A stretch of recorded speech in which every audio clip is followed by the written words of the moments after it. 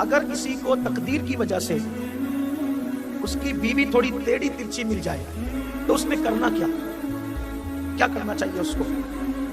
ایک بات تو پہلے آپ سمجھ لیں کہ محدث صاحب ہو کہ مفتی صاحب ہو کہ ولی صاحب ہو کہ حافظ صاحب ہو کہ امام صاحب ہو کہ لیڈر صاحب ہو ایم ایل اے صاحب ہو ایم پی صاحب ہو ڈاکٹر صاحب ہو وکیل صاحب ہو یا جج صاحب ہو، کسی کی بھی بیوی کبھی سیدھی نہیں ہوتی. یہ بات ہمیشہ یاد رکھیں. یہ بات عورتیں سن رہی ہے تو وہ برا نہیں مانے، آگے پہلے میری گفتگو آخری تک سنیں. کبھی کبھی لوگ 2-4 جملے سن کے واویلا کرتے ہیں، یہ کہہ دیا یہ کہہ دیا. ارے آخری تک پہلے سن لیں، کہنا کیا چاہتے ہیں. کبھی کسی کی بیوی سیدھی نہیں ہوتی. کیوں؟ کیونکہ اللہ نے فرمایا کہ ہم نے عورتوں کو ٹیڑھی پسلی سے پیدا کیا. ظاہر سی بات ہے کہ جب اللہ خود بنانے والا کہہ رہا ہے کہ ہم نے انہیں ٹیڑھی پسلی سے پیدا کیا تو سیدھی بیوی ڈھونڈنے کیوں نکلتے ہو؟ ملے گی نہیں. عورت تو سیدھی ہے ہی نہیں، کسی دور کی عورت سیدھی نہیں ہے. کیونکہ جو اللہ نے کہہ دیا ہم اللہ کی مانیں گے، ملا کی تو نہیں مانیں گے.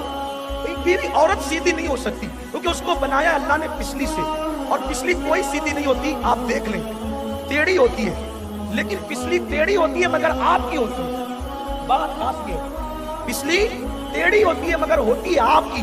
اور جو چیز اپنی ہوتی ہے وہ پھر کیسی بھی ہو وہ نکال کے پھینکی نہیں جاتی بلکہ اس کو رکھ کر کے نبھایا جاتا ہے. اسی لیے اللہ کے رسول علیہ السلام نے فرمایا، اللہ کے رسول علیہ السلام نے فرمایا عورتیں ٹیڑھی پسلی سے بنی ہے، اس کو سیدھا کرنے مت جانا. بھئی جس کو اللہ نے ٹیڑھا بنایا اب اس کو سیدھا کرنے جاؤ گے تو وہ سیدھی تو نہیں ہوگی، البتہ وہ ٹوٹ جائے گی. پسلی کی ہڈی سیدھی نہیں ہو سکتی. ارے کتے کی دم جو ہوتی ہے نا وہ نرم ہوتی ہے لیکن ٹیڑھی ہوتی ہے. انسان کی پسلی تو سخت ہو کر ٹیڑھی ہوتی ہے، وہ جو نرم ہو کر کے کبھی سیدھی نہ ہو سکے وہ سخت ہو کر کے کیسے سیدھی ہو سکتی؟ یہ بات ہے. تو حضور نے اس کو سیدھا کرنے مت جانا، وہاں بکاتی کرنے کی اجازت نہیں ہے.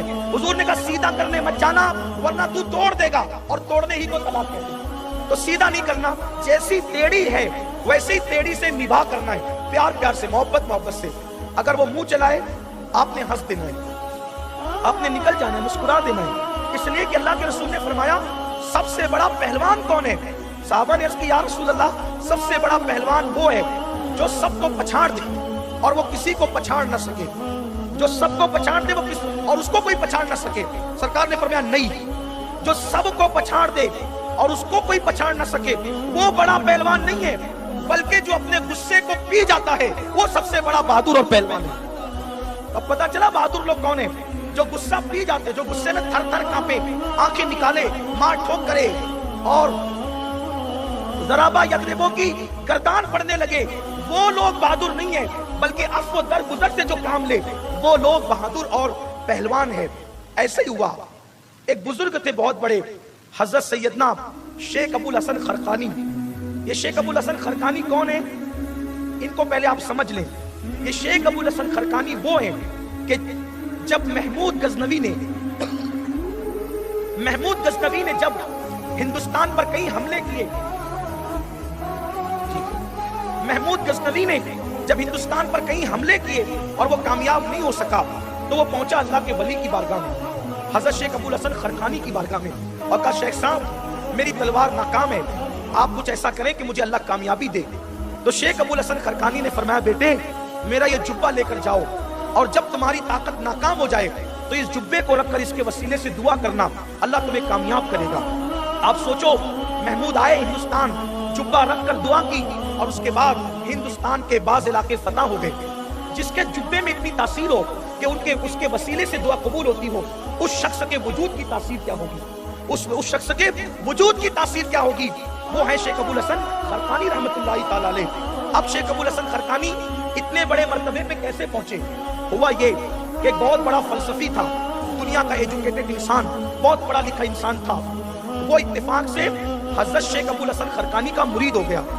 اور جب مرید ہوا تو ایک دن اس کے دل میں خیال آیا، بہت دن میں نے ہو گئے شیخ کی زیارت نہیں کی، شیخ ابو الحسن خرقانی کی زیارت نہیں کی، چلنا چاہیے اور حضرت سے ملنا چاہیے. خانقاہ میں گیا، خانقاہ میں حضرت تھے نہیں. لوگوں نے کہا گھر گئے، گھر پہ آئے، دروازے پہ دستک دی تو اندر سے آواز آئی، کون؟ تو کہا میں فلاں فلسفی ہوں، حضرت کا مرید ہوں، کیا شیخ ابو الحسن خرقانی ہیں؟ وہ اندر سے آواز آئی، ارے وہ مکار، وہ شیخ کب سے بن گیا، وہ حضرت کب سے بن گیا؟ ان کے پیروں کے نیچے سے زمین نکل گئی. یا اللہ، جس کی بیوی اس کو مکار کہے اور کہے کہ وہ شہید کب سے ہو گئے, وہ حضرت کب سے ہو گئے, وہ تو مکہ آدمی ہے. انہوں نے سوچا سب سے معتبر بات کس کی؟ بیوی کی. ابھی یہ بندہ پہلی دنیاوی پڑھا لکھا تھا, جلدی سے اللہ والوں کو مانتا نہیں تھا, ایک ہی کو مانا تھا.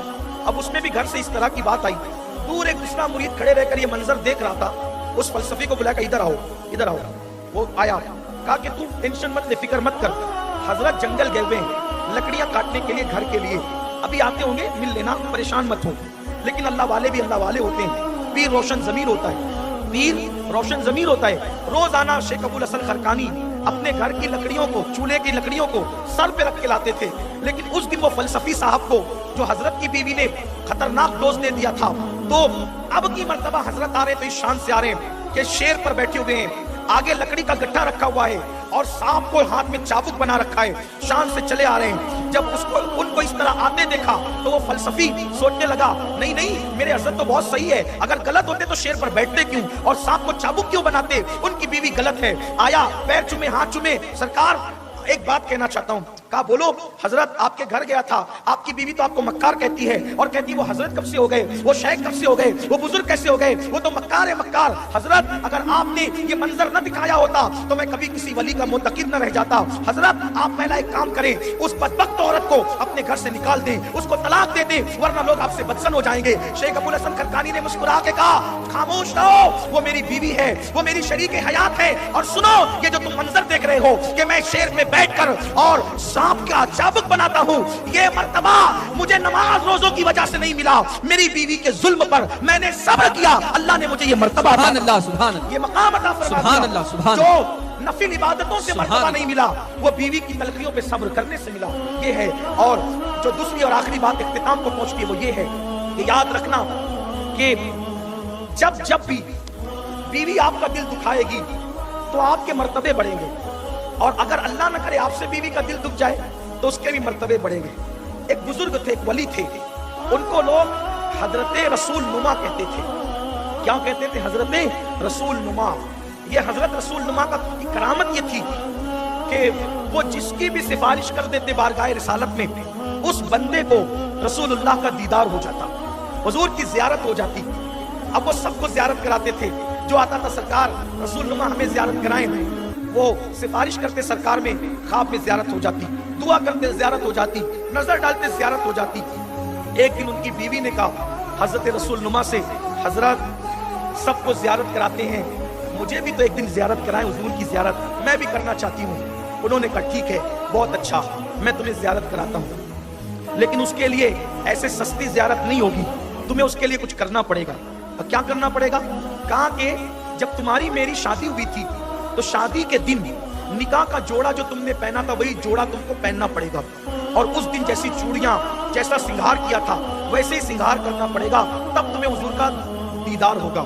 اس نے سوچا چلے بھائی, بال سفید ہو گئے, بڑھاپے سے چہرے پہ جھریاں پڑ گئی, لیکن دیدار حضور کا جو کرنا ہے, عام طور پہ اس دور میں بھی اور ابھی بھی شادی کے جوڑے لوگ سنبھال کر رکھتے ہیں. آپ کے یہاں بھی ہوں گے, جو نکاح کے ٹائم آپ نے پہنا ہوگا تو آپ کے گھر پہ بھی وہ شادی کا جوڑا سنبھال کے رکھا گیا ہوگا. یہ بڑی یادگار دن ہوتا ہے نا شادی کا دن, تو لوگ سنبھال کے رکھتے ہیں. آپ کے یہاں بھی ہوگا, اہل منبر نے بھی سنبھال کے رکھا ہوگا کہ بڑی بڑی محبتوں کا دن ہوتا ہے نا آج کا دن, تو اس نے سنبھال کے رکھا تھا بڑھاپے میں شادی کا جوڑا, حضور کے دیدار کی لالچ میں پہنا, چوڑیاں پہنی, دلہن کی طرح سنگار کیا. انہوں نے دیکھا حضرت رسول نما نے پوری سج دھج کے دلہن کی طرح بیٹھ گئی. وہ اپنے بڑے سالے کے پاس گئے, کہا دیکھا تمہاری بہن کو کیا سوجا ہے؟ کہا کیا ہوا؟ ایک بار آ کے دیکھو تو صحیح کیا ہوا. ان کے بڑے سالے آئے, دیکھا کہ یہ گھونگھٹ ڈال کر چہروں پہ جھریاں, بڑھاپے کا اضمحلال اور بن سنور کر بیٹھی ہے. اب بڑے بھائی تھے, تیش میں آ گئے, تیور عروج پر آ گئے, خوب ڈانٹا, بدبخت بڑھاپے میں سدھرتی نہیں, اور تو نے یہ کیا رنگ نکال رکھا ہے کہ تو بڑھاپے میں دلہن بن کر بیٹھی. خوب ڈانٹا, خوب ڈانٹا, خوب ڈانٹا. اب جب ڈانٹ پڑی تو دل ٹوٹا, دل ٹوٹا تو آنکھوں سے آنسو نکلے, اور روتے روتے آنکھ لگی تو حضور کا دیدار ہو گیا, سرکار کا دیدار ہو گیا. دیدار سے اٹھی تو خوشی خوشی کہتی ہے ارے دیدار کرانا تھا تو سیدھے سیدھے کرا دیتے, اتنے جتن کیوں کروائے. فرمایا جن کے دل ٹوٹتے ہیں انہی کو نبی کا دیدار نصیب ہوتا ہے. تیرے پاس ہر نعمت موجود تھی, तेरे पास हर नेमत मौजूद थी, इसलिए तेरा दिल कभी टूटा नहीं, इसलिए कभी तुझे हुजूर का दीदार नसीब नहीं हुआ। तो मेरे अजीजों, कभी बीवी दिल दुखाए और दिल टूट जाए तो इस तरह के इनामात भी हुआ करते हैं। और मेरी बहनों से भी कहता हूं कि शौहर दिल दुखाए और दिल टूट जाए तो इस तरह के भी इनामात हुआ करते हैं। इसलिए तलाक और घर जाकर बैठ जाना, एक दूसरे पे केस कबाड़ी करना, तलाक लेना, एक दूसरे का साथ छोड़ देना बच्चों की जिंदगियों को तबाह कर देता है, खानदानों को बर्बाद कर देता है। आओ मोहब्बतों को आम करें, प्यार को आम करें, अपने दिलों से नफरतें निकाल दे। एक बहुत बड़े मुफक्किर से किसी ने पूछा था कि मुझे अच्छे दोस्त नहीं मिलते।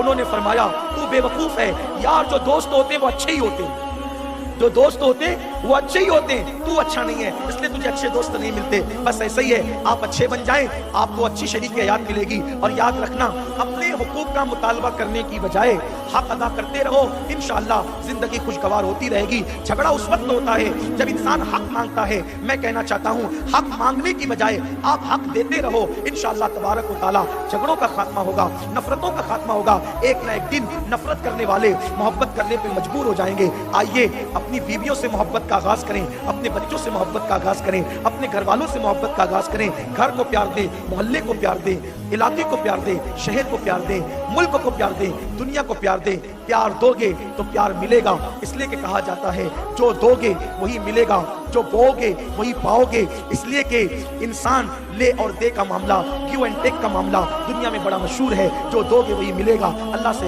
अर्ज है कि अल्लाह हमें मोहब्बत बांटने वाला बनाए। बाबा फरीदुद्दीन गंज शकर की बात मुझे बार बार याद आती है। फरमाते हैं कि कांटों के मुकाबले में कभी कांटे मत बोना, वरना पूरी जमीन कांटों से भर जाएगी। कांटों को बो करके, कांटों को फैला करके सुकून नहीं मिलता, सुकून तो कांटों को उठा करके मिला करता है। और बाबा फरीद का ये जुमला भी बड़ा याद आता है। आपका एक मुरीद था, मुरीद।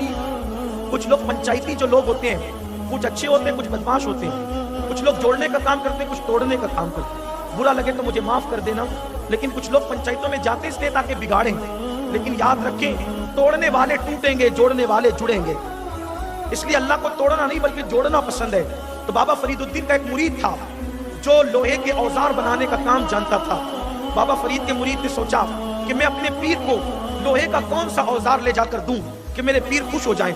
उसने खूबसूरत कैंची बनाई और कैंची बनाकर बाबा फरीद के पास लाके कहा, सरकार मैं लोहे के औजार बनाना जानता हूं, इसलिए मैं जो है आपके लिए कैंची बनाकर लाया हूं। बाबा फरीद ने कैंची हाथ में नहीं लिया, फरमाया बेटा अगर लोहे के औजार बनाना तू जानता है तो लोहे से सिर्फ कैंची और छुरी थोड़ी बनती है, लोहे से तो सुई भी बनती है, सुई। फरमाया हम अल्लाह वाले लोग हैं, हमें कैंची से क्या काम, हमें तो सुई धागे से काम है। इसलिए कि कैंची एक को दो कर देती है और सुई धागा दो को एक कर देता है। इसलिए हम एक को दो करने वाले को पसंद नहीं करते बल्कि दो को एक करने वाले को पसंद करते हैं। अब आइए परसों से जो दो थे उन लोगों को एक करने की रस्म अदा करते हैं कि दो एक हो जाएं। यानी कि पहले अब्दुल्ला और समीना अलग अलग थे, अब अब्दुल्ला और समीना को एक करने के लिए हुजूर की सुन्नत अदा करते हैं। हमारे नबी की सुन्नत भी कैसी सुन्नत है कि लोग जो है वो टुकड़े करते हैं। मेरे नबी की सुन्नत जो है एक कबूल है में दो अजनबियों को आपस में जोड़ दिया करती है, बल्कि दो दूल्हा दुल्हनी नहीं जुड़ते बल्कि दो खानदान जुड़ जाते हैं, दो शहर जुड़ जाते हैं। अगर पड़ोसी मुल्क है तो दो मुल्क भी जुड़ जाया करते हैं। आइए अब जरा जोड़ने का शरफ हासिल करते हैं। सुभान अल्लाह, हमारे मजहब में निकाह में शिरकत करने के सवाब पर की सवाब की बशारत आई है, इसलिए कि जोड़ने की जो महफिल है उसमें मगफिरत की बशारतें भी जाती है। तो आइए हुजूर अलैहि सलाम का प्यारा प्यारा खुतबा अता किया हुआ पढ़ते हैं और फिर दो अजनबी दिलों को जोड़कर एक करने का यूं शरफ हासिल करते हैं कि आपसे तुम हुए फिर तू का उन्वा हो गए, आपसे तुम हुए फिर तू का उन्वा हो गए, रफ्ता रफ्ता वो मेरी हस्ती का सामा हो गए। जो इतने दूर थे इतने करीब हो जाते हैं कि दोस्त भी बाहर रह जाते हैं, वालिदैन भी बाहर रह जाते हैं और सांसें सांसों में उतर करके फनाइयत का मकाम हासिल कर लेती है। आइए अब उसी खुशगवार माहौल की तरफ चलते हैं और खुतबा निकाह का